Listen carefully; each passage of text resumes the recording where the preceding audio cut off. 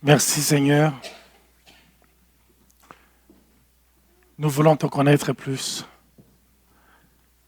Ta parole dit que te connaître, c'est ça la vie éternelle. On a besoin de te connaître, de découvrir une nouvelle facette de toi. Seigneur, je prie pour chaque personne, chaque homme, chaque femme, chaque jeune qui est ici ce matin. Et même les enfants qui sont montés en haut, que tu nous visites. Nous voulons te connaître plus. Parce qu'il y a plus à connaître en toi, à découvrir en toi. Seigneur, je prie qu'à travers cette parole, tu te révèles à ton peuple. Seigneur, j'aimerais que quand nous allons rentrer à la maison, nous allons dire, on avait entendu parler de toi, mais aujourd'hui nos yeux t'ont vu. Merci, Saint-Esprit. Parce que ce n'est ni par la force, ce n'est ni par la puissance, mais c'est par toi, Saint-Esprit. Merci de révéler cette parole à nos cœurs. Je te le demande au nom de Jésus. Amen. Alléluia. Bonjour à tous. Bienvenue à l'église chrétienne Rosemère. Ça fait plaisir. C'est toujours un privilège de pouvoir parler, apporter la parole de Dieu.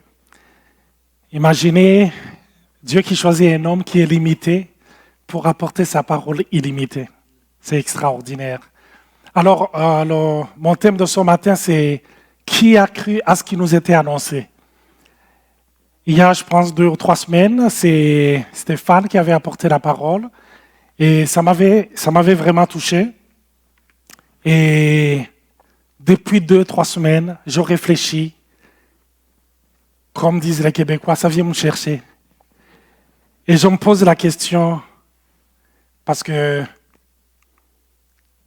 le titre de son message, c'était « Ce que Dieu a fait dans l'histoire, il le fera encore et encore, mais autrement. » Alors, la question que je me suis posée, je me suis dit, Seigneur, si tu agis, si tu descends, si tu te manifestes, est-ce que je vais savoir, je vais reconnaître que c'est réellement toi? Rappelez-vous, il y a 2000 ans, Dieu a visité la terre. Il est venu lui-même. Et les gens qui étaient plongés dans les Écritures, les gens qui étaient censés connaître la parole de Dieu, ils n'ont jamais su que c'était Dieu, c'était la promesse qui venait de se réaliser. Alléluia. Je vais lire le passage qu'il avait lu. Ainsi parle l'Éternel, c'est dans Ésaïe 43, qui fraya dans la mer un chemin et dans les eaux puissantes un sentier, qui mit en campagne des chars et des chevaux, une armée de vaillants guerriers, soudain couchés ensemble pour ne plus se relever, anéantis, éteints comme une mèche. Ne pensez plus aux événements passés et ne considérez plus ce qui est ancien. Voici, je vais faire une chose nouvelle sur le point d'arriver. Ne la connaîtrez-vous pas? Entre parenthèses, j'ai mis « Allez-vous la reconnaître ou allez-vous la croire ?» Je mettrai un chemin dans le désert. Alléluia. C'est lui qui ouvre un chemin là où il n'y a pas de chemin. Je mettrai un chemin dans le désert et des fleuves dans la solitude. Les bêtes des champs me glorifieront, les chacals et les autruches, parce que j'aurai mis des eaux dans le désert, des fleuves dans la solitude, pour abreuver mon peuple, mon élu. Le peuple que je me suis formé publiera mes louanges. Amen. Alors, comme je disais, je me suis posé la question, si Jésus venait aujourd'hui, je ne crois pas qu'il viendrait de la manière peut-être dont on le conçoit. Alors la question que je me suis posée, je me suis dit, serais-je du côté des persécuteurs ou serais-je du côté des disciples?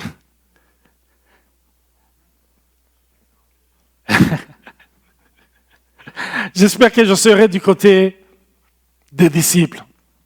Alléluia.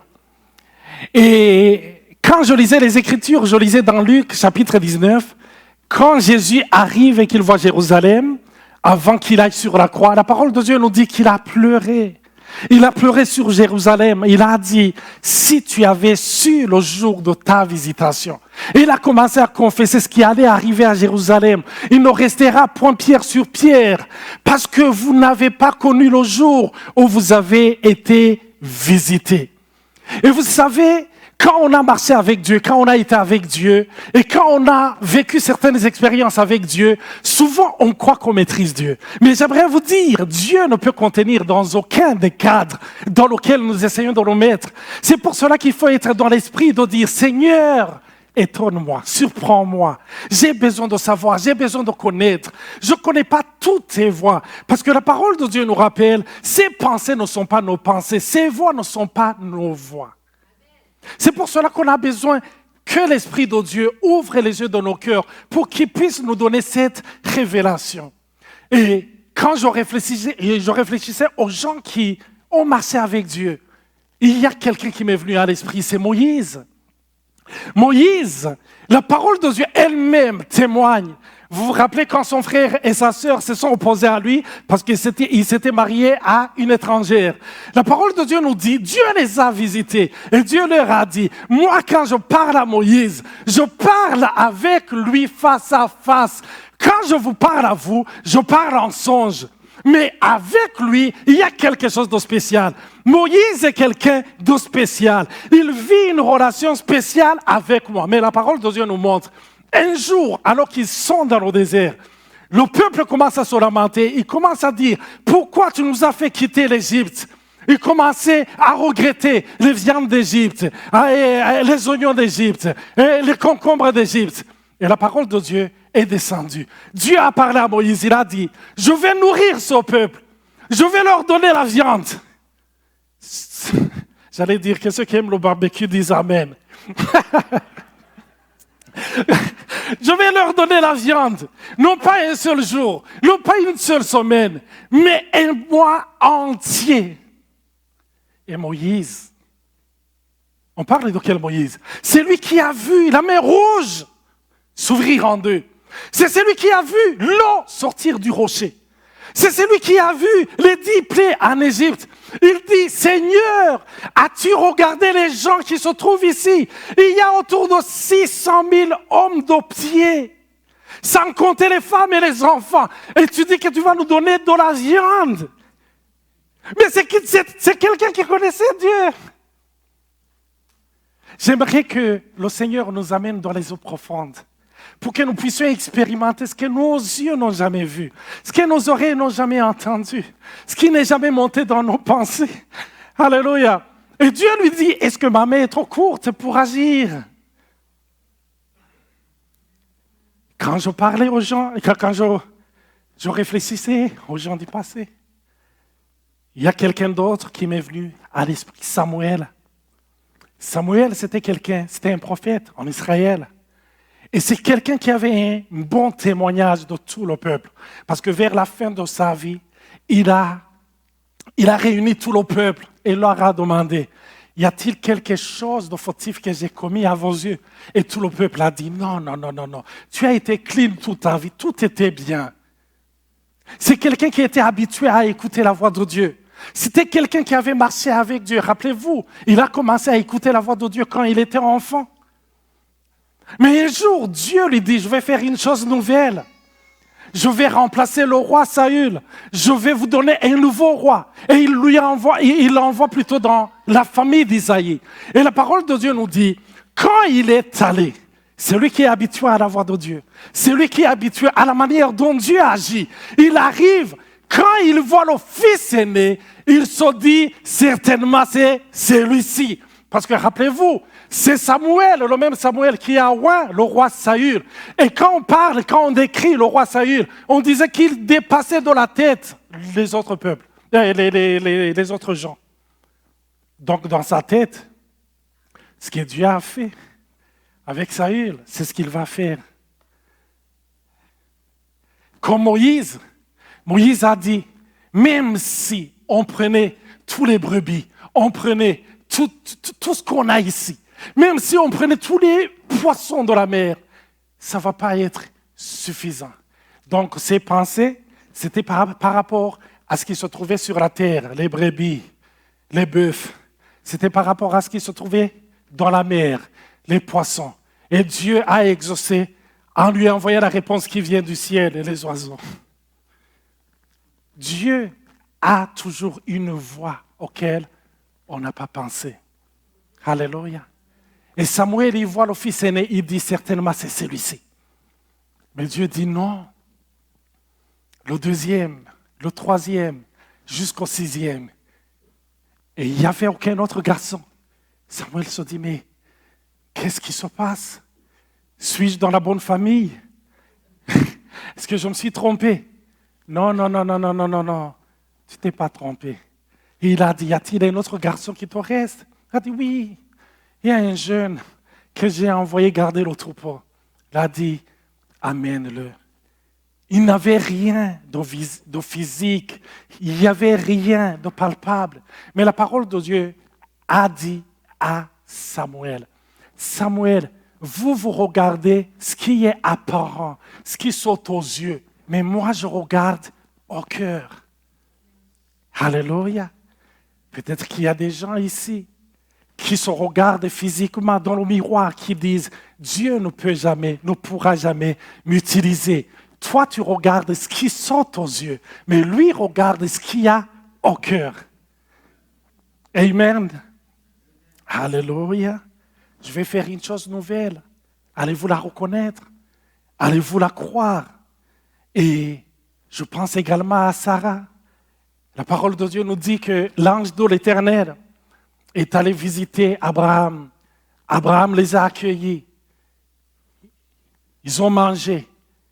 Et l'ange de l'Éternel a dit, l'année prochaine, comme à cette période, je reviendrai et vous aurez un fils. Et la parole de Dieu nous dit, Sarah, elle a fait quoi? Elle a ri. Je ne sais pas l'apparence de l'ange de l'Éternel.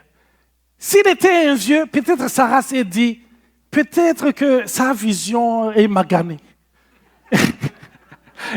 Il m'a pas assez bien regardé.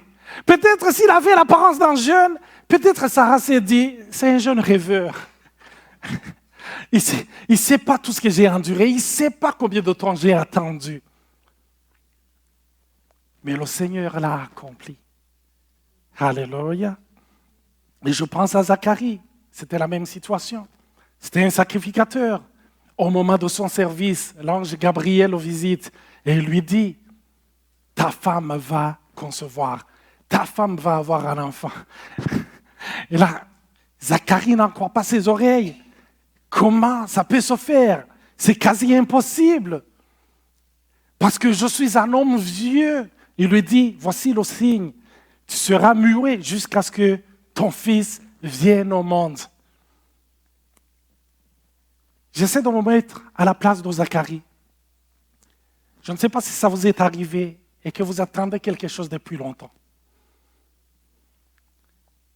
Et Zacharie, comme les gens qui ont attendu longtemps, des fois comme mécanisme de survie, mécanisme de protection, on se dit, je ne vais plus penser à la chose.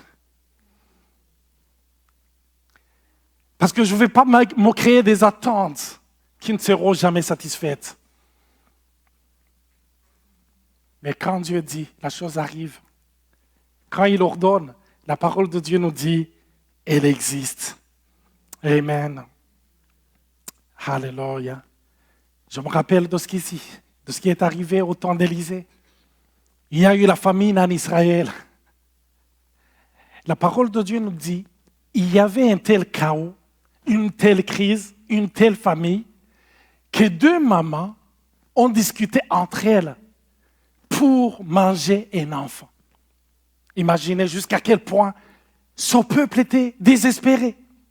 Et c'est durant cette période qu'Élisée vient avec la parole de Dieu, avec une parole du Seigneur. Il dit, demain, pour une pièce, vous aurez 12 kilos de farine. Vous aurez 24 kilos d'orge. Il a dit, et l'officier sur lequel le roi s'appuyait, peut-être son garde du corps, a dit, même si Dieu ouvre les écluses des cieux, cela ne peut pas arriver. Et le prophète lui dit, oui, tu le verras de tes yeux, mais tu n'en mangeras point. Je me rappelle, moi et Nathalie, on a été fiancés longtemps. Non pas par choix, mais parce qu'on n'avait pas les moyens pour faire notre mariage. Elle était aux études, je venais de terminer mes études, et moi, Je n'avais pas encore le travail qui est rémunéré. Ce que je faisais, c'était ma passion, parce que je croyais que j'étais appelé au ministère à plein temps. Il fallait que je prêche. Je prêchais dans les écoles. J'allais dans toutes les provinces dans mon pays. Je travaillais avec plusieurs églises. Ce n'était pas assez payant pour que je fasse mon mariage. Alors un jour, Nathalie m'a dit, Olivier, j'aimerais te dire une chose. Je vais terminer bientôt la médecine et je vais partir en Europe pour faire ma spécialité. Donc, moi, je ne crois pas à l'amour à distance. Si j'y vais, à l'aéroport, je te dis bye bye. Je ne vais pas t'emprisonner. Je ne vais pas gâcher ta vie. Je ne sais pas peut-être ce qui va m'arriver en Europe. Et ça m'a touché. Et là, j'ai commencé à chercher Dieu. J'ai pris le temps de prier. J'ai dit, Seigneur, toutes tes promesses me montrent que tu es un Dieu capable. Seigneur, je te sers. Je vais dans les provinces, je vais dans les écoles, je parle de toi. Et vous voyez comment je parle? Non, ici je ne parlais pas. Et je parlais et je souhaitais de partout. Et je dis, Seigneur, je parle, je crie. Et là, ma fiancée va partir comme ça. J'ai prié et le Seigneur m'a donné une parole. Et j'ai dit, waouh. Et j'ai senti que ça venait du Seigneur. Je suis allé la voir. J'étais tout excité, tout heureux. Et je lui ai dit, Nathalie, le Seigneur m'a donné une parole. Elle a dit, quoi? J'ai dit, le Seigneur m'a montré qu'il allait ouvrir une porte surnaturelle. Elle m'a dit, Olivier, attends. Je veux plus ces paroles de l'Éternel, je veux du concret. Ma balloune, elle a pris une épingle et c'était boum! J'étais découragé, j'ai dit, Seigneur, j'ai failli dire comme Élisée, tu le verras avec tes yeux, mais tu n'en mangeras point. Mais j'ai dit, c'est ma fiancée, je dois me marier avec elle. Il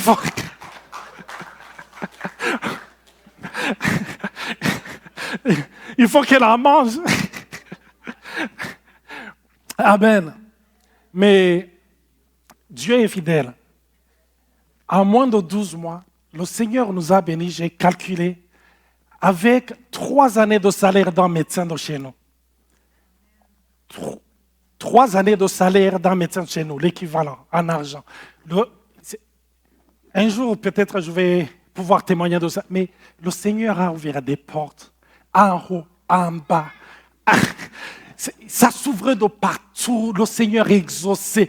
Et j'ai dit, oh, waouh! Mais il n'est jamais passé par la voie par laquelle je pensais. Le Seigneur a agi puissamment. Et j'aimerais encourager une personne qui, ce matin, attend le Seigneur, a eu une promesse de Dieu, mais qui est découragée d'une façon ou d'une autre. J'aimerais te dire, celui qui a fait la promesse est fidèle. Et il agit, et il agira encore. Amen. Alléluia. Alléluia. Amen. Et en parlant, qui a cru de ce qui nous était annoncé? Il y a Ésaïe 53 qui m'est venu. La parole de Dieu nous dit, dans Ésaïe 53, verset 1, qui a cru à ce qui nous était annoncé?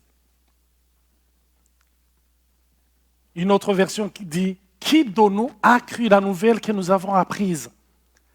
Et le verset 2, il dit, qui a reconnu le bras de l'Éternel? Qui aurait pensé que la puissance salvatrice de Dieu ressemblerait à cela? Aujourd'hui, nous allons partager la Sainte Seine. Ésaïe reçoit une vision. Souvent, quand nous regardons les films Jésus de Nazareth, nous voyons les souffrances physiques de Jésus. Nous voyons ce qu'il a subi, la couronne d'épines. Nous voyons qu'il a été flagellé. Nous voyons qu'il a été... Il a souffert tellement. Mais on ne voit jamais ce qui s'est passé spirituellement. Et Ésaïe reçoit la révélation de Dieu de ce qui se passait réellement quand il recevait tous ces coups, quand il recevait cette épine. Il y avait quelque chose qui n'était pas visible aux yeux physiques, mais qui se passait spirituellement. Et il dit, qui a cru à ce qui nous était annoncé? Qui a reconnu le bras de l'Éternel?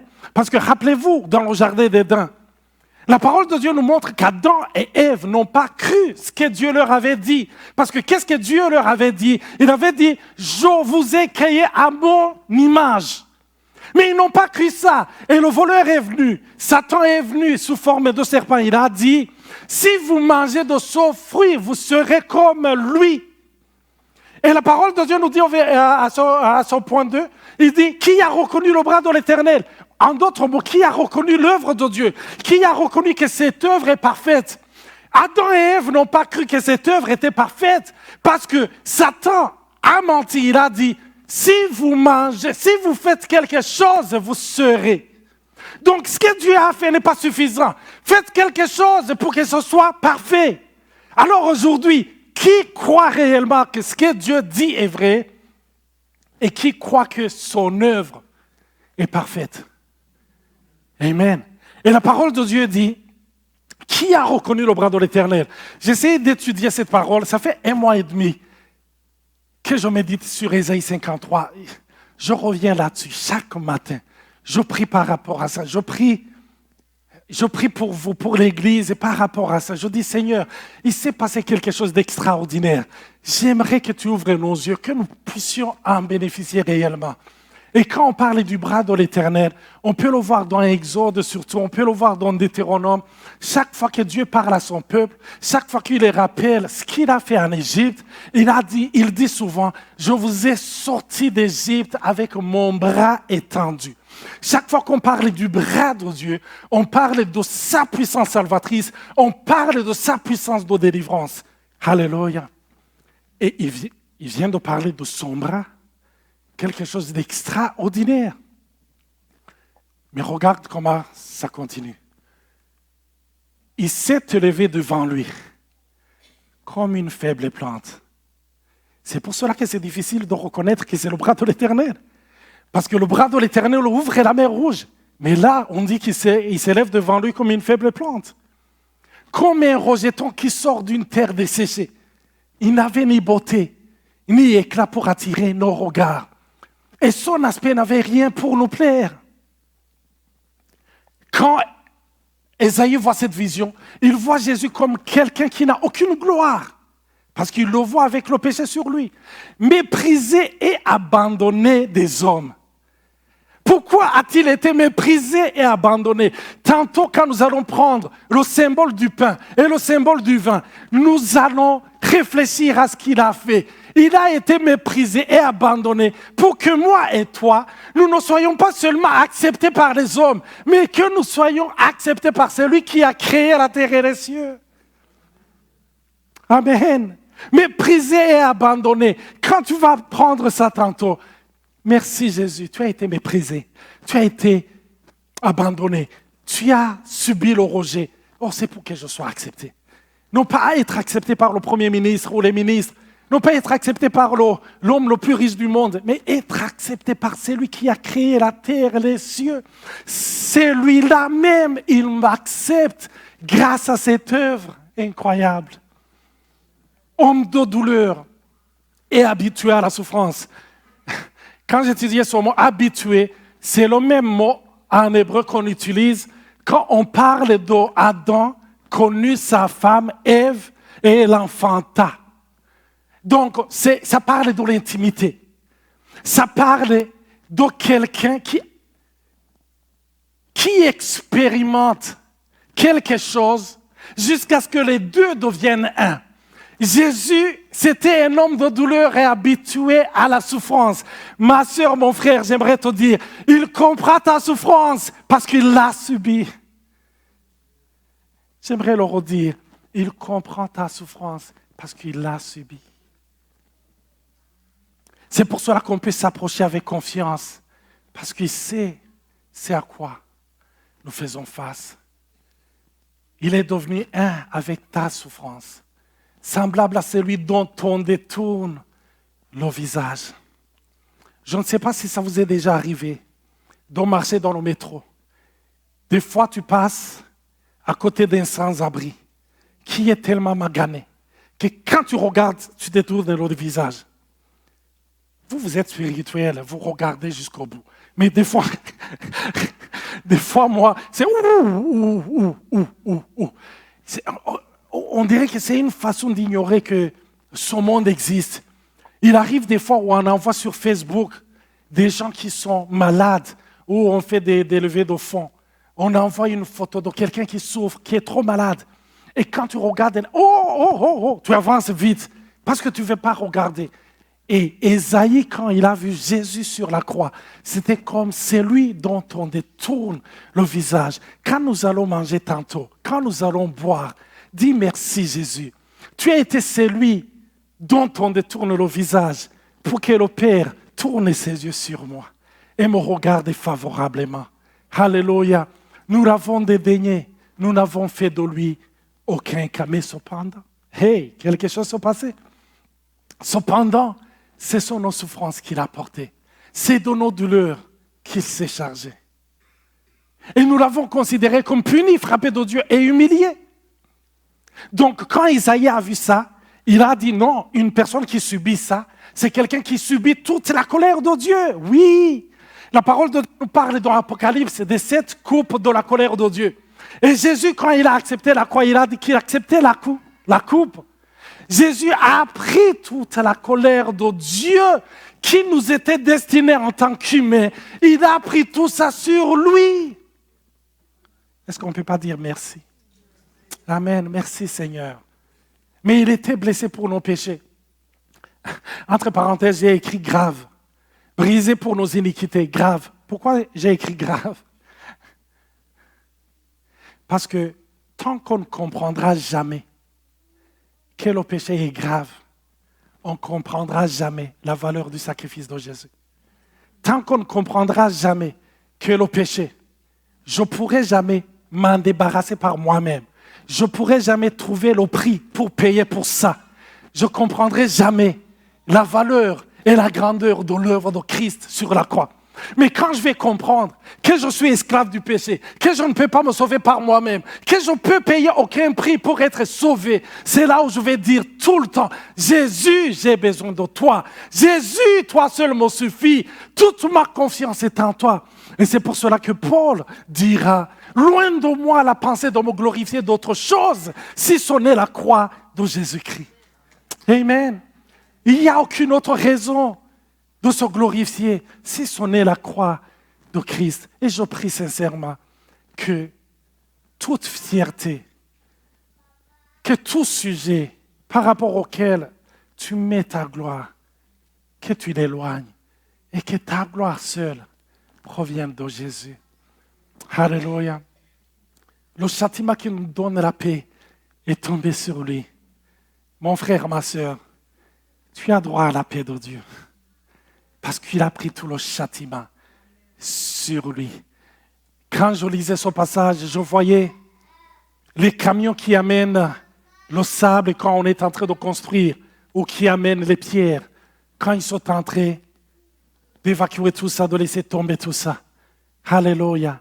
Je voyais comme Jésus qui prenait sur lui tout mon châtiment, tout notre châtiment. Et c'est par ces meurtrissures que nous sommes guéris. Il y en a qui disent que cette guérison, c'est une guérison spirituelle. Il y en a qui croient que c'est une guérison de l'âme. Il y en a qui croient que c'est une guérison aussi physique. Qu'il te soit fait selon ta foi. Nous étions tous, moi et toi. Nous étions tous, moi et toi. Nous étions tous errants, comme des brebis. Chacun suivait sa propre voie. Et l'Éternel a fait retomber sur lui l'iniquité de nous tous. Comme je vous ai dit, ça fait 1 mois et demi que je médite sur ce passage, que je prie par rapport à ce passage. Parce que je dis, Seigneur, là se trouve la bonne nouvelle extraordinaire. Il a pris tout mon châtiment, toutes mes douleurs, toute ma souffrance. Alléluia. Nous étions tous errants. Bien sûr, on peut reconnaître, il y a des gens qui étaient errants, qu'on connaît, qui étaient trop errants. Mais nous étions tous errants.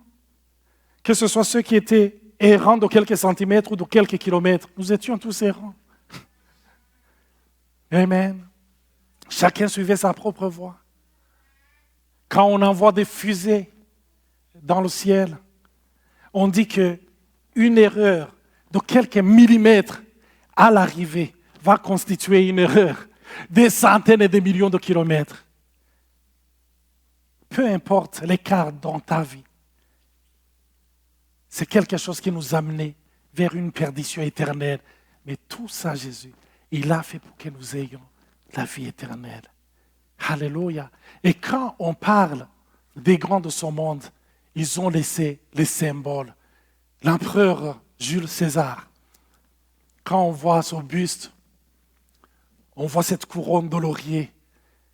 Cette couronne, on l'a donnée à quelqu'un qui avait triomphé. C'est la même couronne qu'on donnait aux gens qui avaient vaincu dans les Jeux olympiques. C'est ce qu'ils recevaient. Ça montrait qu'ils avaient gagné.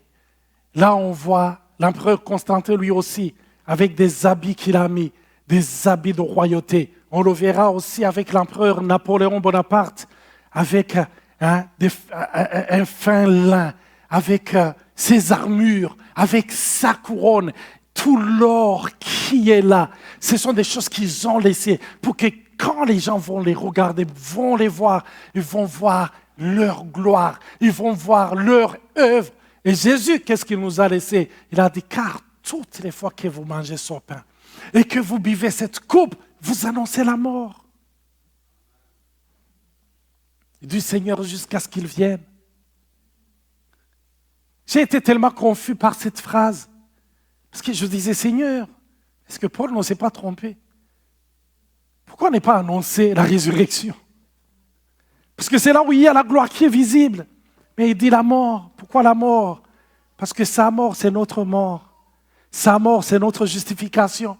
Sa mort, c'est notre acceptation. C'est pour cela que quand nous allons célébrer dans quelques secondes, quand nous allons prendre son jus, quand nous allons prendre son pain, nous allons dire merci Jésus pour ta mort. Alléluia, j'ai plus besoin d'être séparé de Dieu parce que la mort signifie la séparation. J'ai plus besoin d'être séparé de Dieu. Tu m'as rapproché et maintenant le Seigneur me regarde. Alléluia, avec un regard favorable.